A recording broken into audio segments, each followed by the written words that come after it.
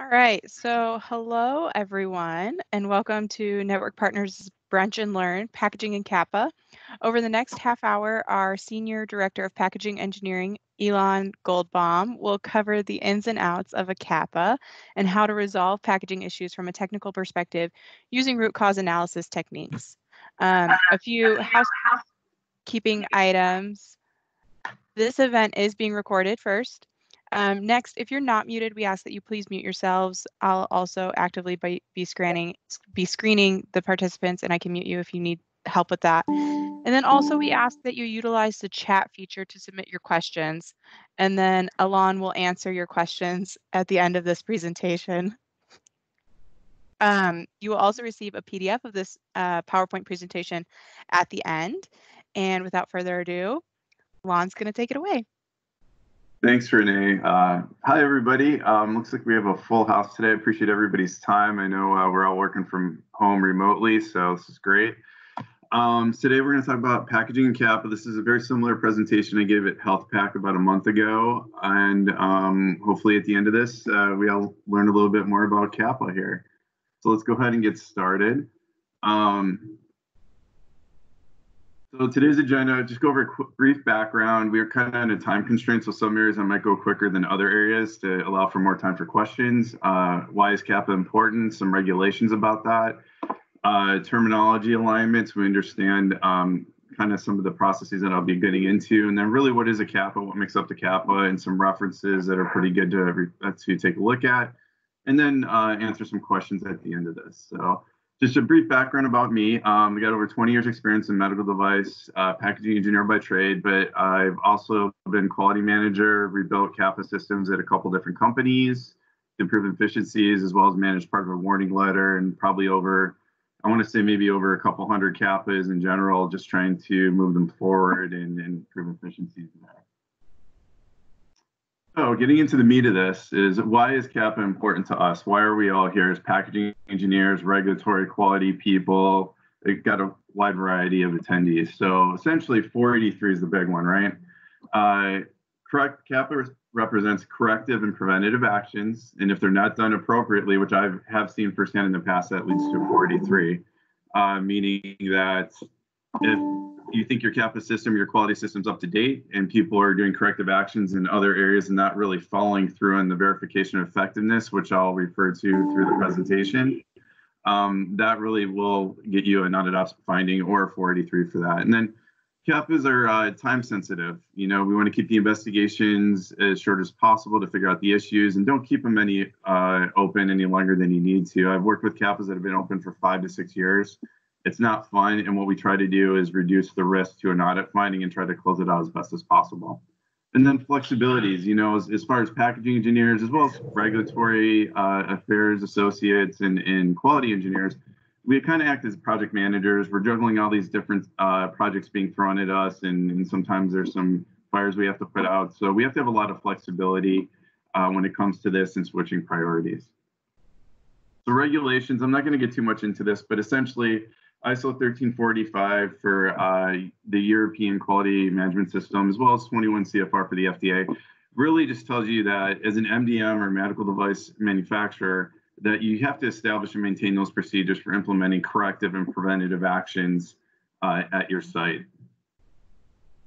In terminology alignments, so nonconformities, which I'm sure you're familiar with, is the non-fulfillment of a specified requirement, meaning let's say you get a pouch that comes into receiving inspection and it doesn't match the engineering drawing. So that means that the affected lot, 1, 2, 3, does not match what you ordered, and it's going to be put, that's called a nonconformity. Let's say dimension is off or the cert is off. What you would then do is open up a nonconformance request, or what you would call an NCR, and that's a document or a form used to document what that looks like and what kind of work is being done to address the situation and quality standards. These a lot of times can roll up and trigger a CAPA. So a lot of these things could be on an NCR, could be typographical errors on packaging procedures, relabeling due to incorrect label on a product, which isn't a quality system escape. And what do I mean by quality system escape is, you know, as packaging engineers, and we have all these in-process monitoring tools in effect, and let's say the manufacturing floor, seal width measurements, visual inspection, peel testing. And if it doesn't meet your minimum specs and it manages to get through the whole system into the supply chain, that means it was a quality system escape. And then over-labeling. I used to own over-labeling labeling at one point, and at which point we had 50 rework forms, and that is a big cause for a recall there, which is essentially a corrective action. So, there could be issues with over-labeling where you put the wrong label on the wrong product, and I've seen that before, and it's not fun. All this gets written into an NCR, and then you have to go through your full quality process to fix a situation and resolve it. So correction. So this is an action taken to eliminate a detected nonconformity, which addresses an isolated incident. This could be operator retraining, which packaging engineers, it used to be a lot of low-hanging fruit because the quickest thing we could possibly do is go straight to the operator, train them on anything, and go from there. So another one is product rework. As a correction is if you're in the manufacturing floor, you do catch something that is part of your quality system, it didn't escape it, you would set it aside, let's say quarantine it, and then you would fix it. And then also relabeling. It could be a correction where you're on the manufacturing floor and you put for whatever reason, you put the wrong label on the wrong product, you caught it, you're gonna scrap it, and you're gonna correct the issue. It's an isolated incident, did not escape, did not go into the supply chain. The big one here is particulates in a sterile barrier system. I used to see, we would open up and receiving inspection our pouches in a dirty area, put them back in, then put them into the clean room. Doesn't make too much sense, but particulates get in there. We do 300% inspection, meaning 3 times under magnification, 3 times each. And from there, you kind of see if there's any particulates. You would scrap the pouch if there were and just get a new one if there was nothing in there and it was clean. Now, related to this with the CAPA is corrective action, preventative action, right? A corrective action meaning it's an action taken to eliminate an existing nonconformity to prevent that reoccurrence. So this could be something where, as we talked about, operator retraining. So let's say you're retraining the same operator, the same group of operators for the same issue or the same procedure a few times. Usually MDMs have a threshold, and once they exceed that, these would be a trigger into opening up a CAPA to really say, it's really not the operator. It could be something with the procedure. It's something that we need to fix moving forward. And then nonconformity product that was a quality system escape. So we talked a little bit about a quality system escape. So this one is you have a product, for whatever reason, it went through all your in-process inspection points, and now it's in the supply chain, but it's non-conforming. It did not meet your drawings. It did not meet your specs. You might get a complaint down the road, and then that's going to trigger a CAPA. You're going to have to address it. Another one is over-labeling. Over-labeling is you don't have a global labeling system, which I do highly recommend, makes life a little bit easier. We're dealing with 30 plus languages. We're kind of shipping bulk paper with your devices. So over-labeling in the sense, if we're going to change it from one country to another and ship it that way, we would pull all the product, we would address it there, and then we would just put the correct labels on it. Sterile barrier breaches on release product. As packaging engineers, we go through high confidence, high reliability levels to ensure the safety and efficacy of our package designs. So by the time it gets to the end user, we know there's not going to be any adverse effects or harm due to the patient from that standpoint. And I have a perfect example of this I worked on a few years ago with sterile barrier breaches on a commercialized product there. And what was going on, I'll get more into the root cause analysis of that, but I had to do a full investigation in about a week to figure out the issue so we can kind of keep manufacturing moving forward there. And then let's say you validate an RFID tag and it doesn't function on the package. So all your validation work is done. You did all your due diligence. Everything's good to go. It's launched. And for some reason, the tag or the material, let's say it's a foil pouch, is interfering with the RFID tag. That's going to be a trigger to open up and CAPA there. So it's a corrective action, right? You're going to fix the issue, do a full root cause analysis to determine, hey, the foil pouch is interfering with the RFID tag. Maybe we got to change materials, change location, something that didn't happen during your actual package verification study. Preventative action piece of this. So this is an action taken to eliminate a potential nonconformity to prevent an occurrence. So there's a difference here. The one is an existing nonconformity, and this one's a potential one. So you're kind of see something down the road. This could be a cost savings. This could be increasing your manufacturing yields. Let's say you want to reduce redundancy in your packaging operations. You could go do a walkthrough and say, hey, Why are we doing the same operation step 4 times? This is costing us time and money. We want to go ahead and just reduce this to 1, reducing that redundancy. Another one's a cost savings. We definitely like to take a lot of savings out of packaging because it's always the go-to and it's perceived as the easiest way to do this. However, as packaging engineers, we still have to maintain and meet ISO 11607 requirements. So in this case, let's say you have something that's double pouch or triple pouch. You want to go down to 1 pouch, 1 sterile barrier system, cost savings, or you want to downgrade your shipper from a 275-pound burst to a 200-pound burst board, another cost savings. You would still essentially open up a CAPA and then go through the whole process to do your due diligence, make sure everything is okay, you meet your predetermined specifications, and from that standpoint, everything's fine, you can release it to the field. Increasing your manufacturing yields. Let's say you want to take a look at your sealing process. Maybe your dwell time is, for whatever reason, 20 seconds. You want to get it down to 2 or 3 seconds. That's another one where you can increase your manufacturing yields because now you increase your throughput by decreasing your seal time there. And then process improvements.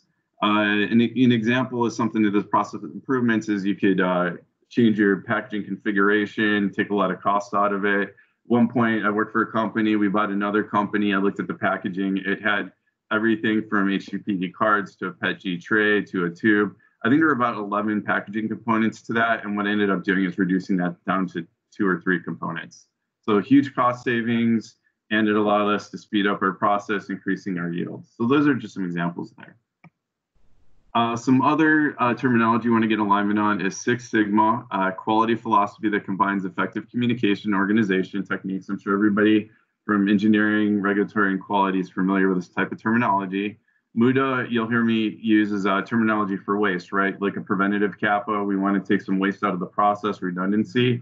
Another one is GAMBA. I use this a lot. It's where the work happens. So a lot of the times we'll get a lot of feedback, and my mantra is trust but verify. So what I do is I end up walking the manufacturing line just to kind of understand really what's going on. You get all this wonderful data points from everybody else, but I really just want to go take a look.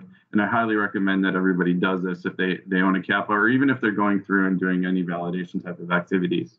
And then root cause analysis, which is a method of problem solving, which I have some tools identified in here. I can take some examples in live test cases and walk through those. So let's get into the meat of this, is what is really a CAPA? I'm not going to get into all of the triggers. The manufacturer, the MDM, usually comes up with the triggers, the quality management, but a couple ones in here, you can see a corrective action, preventative action are trigger into a CAPA. Management review is something that happens every quarter with the quality leadership team, and they could also say, we're going to open up a CAPA to take a look at things. It's really a measurement of the health of your quality system and your manufacturing process, as well as your company. The last thing you want to do is kind of get into a situation where you have a 483 against your quality system. Also, audit findings can trigger a CAPA. Typically, you want to keep it all under a CAPA because it's a central depository where all the information is located. It's readily available during an audit, and you can prove out the safety and efficacy of your changes in design through the CAPA process there. So DMAIC methodology, or Six Sigma. So what this means is DMAIC stands for define, measure, analyze, improve, and control. Define, measure, and analyze are usually in the investigation phase of your CAPA, improve is in the implementation phase, and then control is in the control phase of your CAPA. So you have 3 phases and 5 parts to DMAIC methodology there. Under each phase, there's specifics, and they could change from MDM depending on what your quality procedures state. But essentially, you initiate a CAPA initiation form based on a trigger that you need to do. You go start doing your investigation, put a chronology. What I like to do with the chronology, the easiest thing to do to start your investigation is figure out what changed. So on Tuesday, everything was operating correctly. On Wednesday, something happened that they call you down to the manufacturing floor. A few years ago, I had the same issue. Our in-process monitoring for peel strength, everything was fine. It was meeting our minimum specifications. The next day, they call me and say, okay, well, all the heat's dissipating. Our in-process peel strength has dropped a lot, so we had to stop the line. So I said, okay, did anything change? And this is where I say it's important to go into GAMBA, because I heard nothing changed. So I said, all right, let me go down there, take a look. Immediately I go down there and it looks like something changed. They actually propped the sealer up on 2 2x4 so they could do a pass through underneath. to make things a little more streamlined. So sliding the sterile barrier system underneath it to the next operating station. And I said, well, essentially what's happening here is your heat is dissipating from the bottom of the sealer. So something changed. I walked to Gamba, kind of got the lay of the land. We opened up a CAPA for it, revalidated our entire sealer process, IQOQ, PQ'd, put it back down on the table, and everything was fine after that. You want to generate a clear and concise problem statement. That's very important to kind of scoping out your CAPA. And I have some examples on this in the next slide for this. And then scope the CAPA. What's really effective if it's a corrective action? You know, how many models, how many lot numbers, different lot numbers, all that kind of goes into the CAPA system, as well as containment. Containment is very important. It's like quarantine, pardon the pun there, but containment essentially is stop the bleeding. And we know we have an issue. We're going to set all this product aside. We're going to do a full investigation to that. Because the last thing you want is that knowing you have an issue and then product gets out into your supply chain and then to the end user. So from there, we'll go to the measure piece of the DMAIC methodology, which is essentially you're going to collect your data and you're going to go through and review it, probably by yourself and then with a group of people. And then that kicks you into the analyze phase, which is, you know, you'll pick your root cause analysis tools, determine your action plans, what you want to do based on the root cause analysis data. And those could be like package verification testing on a fix, package validation testing, SOP updates, those sort of things. And then determine your effectiveness plan and criteria, as well as document the summary and investigation. This all gets rolled up into your CAPA system. It should probably most likely be a part of your quality procedures there. When you move into the improve phase of this, you want to implement those action plans. So that's your package verification testing for a fix. So verifying your engineering requirements, and it could also be validation testing where you're going to verify your customer requirements in a way. So example of that would be if you have a triple sterile barrier system for whatever reason, and for cost savings, you want to do a single barrier sterile system, that is going to affect aseptic presentation and usability at the end of the day to the end user. So you want to go out and you want to make sure you have everything covered from that standpoint and assess your customer requirements. Then moving into the control phase, you want to monitor the effectiveness of verification, meaning you put a fix in place and now you're going to take a look to see if it reoccurs over a certain period of time with the specific acceptance criteria associated with that. The idea is not to open up these CAPAs longer than they need to be. I've seen them open for 5 years, 6 years. It's not a fun time trying to reduce the risk of that. So I have some pointers in here on how to kind of effectively manage that. All right, so we talked about the 3 phases of DMAIC methodology: investigation, implementation, and control. Let's focus on the investigation phase here. So under define the problem statement. Like I said, if you have a clear and concise problem statement, such as what is the object and what is the defect, is how I think about it. So the object in this case is the sterile barrier system, or SBS, has pinholes, which are the defect.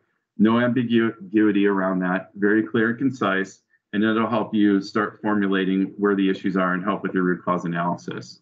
The next phase is measurement. So the issue occurred, you're going to contain it. Like I said, we're going to quarantine everything and stop the bleeding, make sure it doesn't happen moving forward.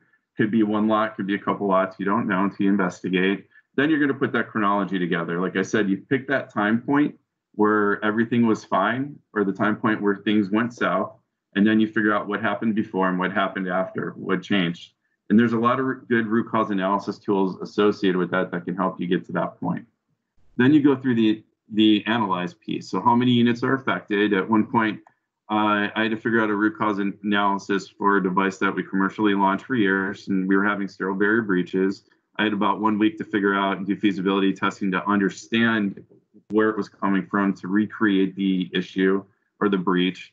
And I highly recommend that you do feasibility testing, because if you don't really fully understand the root cause, and at one point I had another project where they had 36 root causes. I'll get more into that later on in the test case, but you really want to recreate the failure, see if you have a higher confidence going into your improvement phase or implementation phase, so you know that you don't have to go back to investigation at the end of this CAP and you've effectively resolved that issue.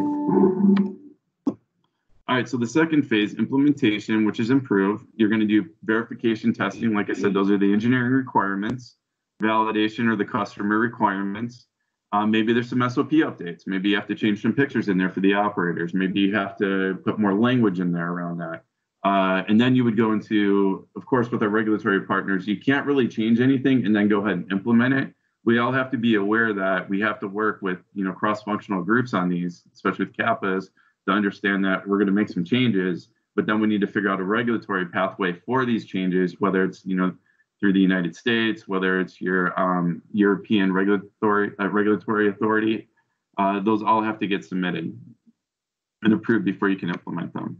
And then we go into the final phase, so the control phase. So here, verification of effectiveness, typically called BOE, which this ensures the fix does not reoccur. So if I had an issue, I changed the package design, I did feasibility, I have a high confidence going into my implementation phase, I go do a full-blown protocol, everything is fine, then I'm going to keep moving forward, in which case is I have clear and precise acceptance criteria with the duration next to it. So in this case, I'll go back to that test case where originally there were 36 root causes, which is kind of crazy, right? They brought me in later on. I went to Gamba, so I flew to the site, walked the entire line. I looked at where the materials were stored, how they were stored, how they're being processed, how they're being handled, the touch points between the operators, how many touch points, how they're being sealed in the pass-through window. What I was able to determine by going to Gamba and looking for myself was this was a particular case of, it was an inner outer pouch. It was a double stir system, but the inner pouch was folded and then placed into an outer pouch, which again was folded, and then everything was folded. It was pretty much compounded folded. I would say quadruple folded. We try not to do that because we know it can cause cracking. We know it can cause some fractures, but what I noticed was as these were being passed through or being stored in the area between the clean room and the, let's say the boxing area, there was a lot of buckling on the south end of the pouch, was exactly lined up on the inner side of the pouch where these pinholes were occurring. Really what I ended up doing was changing the folding method so the inner pouch wasn't folded. It was all folded together, then rolled into the box, and that resolved the issue. So with clear and precise acceptance criteria in the control phase, I had nonconformity does not reoccur over the next 3 consecutive work orders, as well as an example is we're going to monitor complaints for 3 months from the date that the change was implemented. And once all that data was looked at and analyzed and the problem did not reoccur, that was enough to close out the CAPA. All right, so some root cause analysis tools. If you're familiar with these, I'm sure you are, the Ishikawa fishbone diagram. So here you'll see the problem statement at the head of this. And these are some things to look at. People power, materials, mother nature, machinery, methods, measurement. A lot of these things could have an effect on what the issue is, because a lot of the times we get a failure and we're trying to, figure out where this is occurring. This kind of helps give you some direction or flow to that. So maybe from a people power standpoint, an operator on one shift wasn't trained and they didn't do something correctly. Maybe the materials weren't correct, maybe they were mixed up, or maybe there were some particulates in there. Mother nature environment, was a sealer moved? Actually, was a sealer moved to underneath a vent, because that can reduce your peel strength, dissipating heat. The measuring system, in a sense, if you had a TMB and they used a caliper for high resolution, with somebody using a ruler and it didn't meet the specs, so it's not apples to apples. Was your test method validations for process monitoring, were they effectively validated prior to use, like ISO 11607 Part 1 states us to do? And if they weren't, then you have to go through and kind of address that. So you can see here, especially with the machinery, maybe it wasn't PM'd or wasn't within calibration. But at the end of the day, this helps drive that direction to eventually get down to maybe a couple root causes that you can assess. Another one I like to peer up. This is the 5 whys, which is again, to me, this is low hanging fruit. This is an easy one to go through. So what I like to do is go to the add it with the fishbone diagram here, start with this, and then pare everything down to here to kind of figure out what the root cause is. So again, I have my problem statement here is the sterile barrier system. It has punctures, right? So what you do with the whys is you start with, why does the sterile barrier system have punctures? Well, okay, the device is puncturing the SBS from the inside out. How do I know that? Because I did some feasibility testing. I looked at all the nonconformities or pinholes under an electron microscope. I could assess them if it was being punctured from the inside out or the outside in, look at cracking. All those are like leads that could help you resolve the issue. And then you go to the next why. So why is the device puncturing the sterile barrier system internally? Not externally, but internally. The pinholes align with the same device contact points. All right, so that's a clue. And then the third why does the puncture locations align with the same locations on the device? Great question. I'd love to know that. Well, it looks like there's some mold seams or some burrs on these device locations. So go to the next why. Why are there seams and burrs on the device? Do some more digging in your root cause analysis and your investigation. Well, it turns out we're using a Ren tool that's really just good for 500 shots, but we've been using it for, let's say, 4 to 5 years, way past its shelf life. So the tool was worn out, therefore it was causing these seams and burrs to occur, which in relation back to the sterile barrier system was causing it to puncture from the inside out. Why was the device molding never moved to an aluminum tool during transition to manufacturing? Well, to the point where you can't answer the final why is pretty much your assignable root cause. However, we know as packaging engineers that it's easier to fix the package, or it's perceived easier to fix the package than it is to do the device. So 9 times out of 10, we're going to be fixing our packaging to address a device issue in a sense. May not happen all the time, but most of the time from what I've seen, it has. So really the assignable root cause is oversight during transition to manufacturing, but we're going to go ahead and address it through some packaging fixes there. Another one is an is not diagram. As you can see, again, you have the problem statement here. SBS has punctures. And then you go into what it is versus what it is not. So, all right, what it is the sterile barrier system, and it isn't the carton or the shipper. So how do I know this? Well, typically, if you line everything up, if you have an issue, there could be some excessive denting, some punctures in the shippers, the cartons, that sort of thing, buckling. In this case, there weren't any, and really everything was focused on the SBS. Possible causes could have been handling, it's part of your investigation. And then you go into your further action. You want to investigate this a little bit more, make sure you're okay. And then another one is, okay, the punctures are the inside out, not what are they not? They're not from the outside in. So this kind of helps you organize your data in a sense to kind of help resolve and get the appropriate root cause or assignable root cause for this as you move forward through the CAPA. So possible causes are the device. What am I going to do? Highly recommend or strongly recommend doing feasibility testing to see if you can recreate the same issue. That way, at a certain point in time that you go into your after you're done with your investigation, you go into your implementation phase with the appropriate plans in place, high confidence that you're going to pass, and a high confidence that when you get to the end of this CAPA that it's not going to reoccur and you're not going to be going back into your investigation phase again. Excuse me. So this is one that I just kind of talked about with the inner and outer sterile barrier system. So I'm going to take you through the CAPA on this one. It's corrective action because it's a commercial product. It was found outside the quality system, so it was a quality system escape. It was through complaints. We're going to define the problem. So the inner SBS contains sterile barrier system. Like I said earlier, we had an inner pouch, outer pouch. We're going to go through and measure it. So we, found out arbitrarily 3,000 units are affected, 5,000 units are in the field.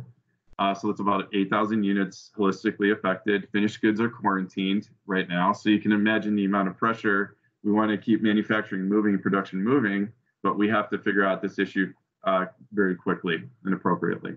You want to scope it to certain models and lot numbers, do the due diligence around that because maybe it's the same packaging, but you have 3 different lot numbers and one lot number is affected and the other 2 aren't. It's a perfect starting point to figure out, okay, what's the difference? What happened?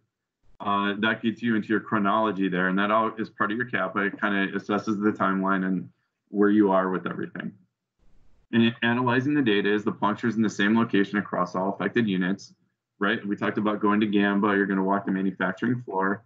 You're going to take a look at everything and see how that worked out. So manufacturing process affect the inner pouches, but not the outer pouches. So as a packaging engineer expertise is, all right, the folding process in my eyes created the pinholes, but I'm going to do feasibility around that, change the folding process and do some distribution testing and see what happens. And that actually was the issue. So we reduced 36 root causes down to 1. And we ended up changing the folding method and then life moved on, closed out the CAPA. So in the approved phase of this, we're going to do verification that fix eliminates the nonconformity. So it's package verification testing. You'll probably do maybe package validation testing. In this case, to me, it wasn't a big deal. So we could write a justification memo on that, partner up with our clinical partners for the aseptic presentation piece. SOP updates, changing some photos, some instructions. You're going to retrain the operators. You're going to work with your regulatory partners to determine, what the regulatory pathway is to make these changes, release them, and get a regulatory approval on them. And then for good measure, we threw in, we're just going to requalify the whole sealing process anyways, just to do it. So that was a good thing there. And then in the control piece, like I said, clear, concise data. We don't want to keep these open any longer than we need to. We're going to monitor the fix over 3 consecutive production work orders that this nonconformity does not reoccur. In addition to that, we're going to monitor customer complaints from the time point that we implemented the new fix, the new folding method, for 3 months straight, and determine if there's going to be any new complaints on that. All this data together, once it's analyzed and everything looks good and it resolves the issue, that allows you to go back into the CAPA and close it out. So there's some CAPA metrics you should be aware of. There's a thing called the CRB, or CAPA Review Board, that every MDM typically has, and it's once a month everybody gets together. They discuss the CAPAs, and in that there's some metrics with investigation, implementation, control phases. Is your CAPA investigation going to be open for 60 days? Because that could be too long. You want to measure these and kind of see what's going on. What this tells you is really the health of the quality system, as well as maybe it's not just you. Maybe they need to throw more resources on this because things aren't happening quick enough, and they need to, because it's a sterile barrier breach. So this helps us to determine what you need and how we can help you. And then really the number of CAPAs open and closed per month. That could also tell you, are we following our quality procedures? Are we finding corrective actions that need to trigger a CAPA? And not all triggers, once you open a CAPA, it may not go fully through. And that would be the CAPA Review Board call, the CRB. So you could go through, do your investigation. They could determine it was maybe a one-off, put a justification in place, and then just close out the CAPA after investigation. That does happen. That is allowed to occur. And then these are just some references here. Based on my 20 plus years of experience in packaging and quality and doing in microbiology and different things, where I pulled out some of this information on top of, the FDA and then the ECFR's, Electronic Code of Federal Regulations. I highly recommend you go to those websites and check them out. And check out the books too. A lot of good information in there. Also, if you want to connect with me on LinkedIn, you can find me on LinkedIn under Elon Goldbaum. And then this is my network partner's email address in the bottom. So with that being said, I will open this up to questions and try to address these as best as possible.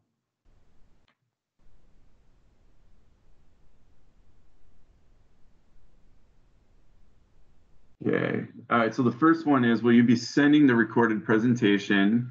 Yeah, we will be sending the recorded presentation out after this to the people on the attendee list, so it's not a problem. And then let's see, another one, send a PDF copy of the presentation and the recording. Yeah, we will take care of that. It will be a PDF copy of the presentation. Let's see, I don't think there's any other questions on here that I could see. So does anybody else have any other questions they'd like to type in, or maybe they're dealing with a difficult CAPA they need some advice on?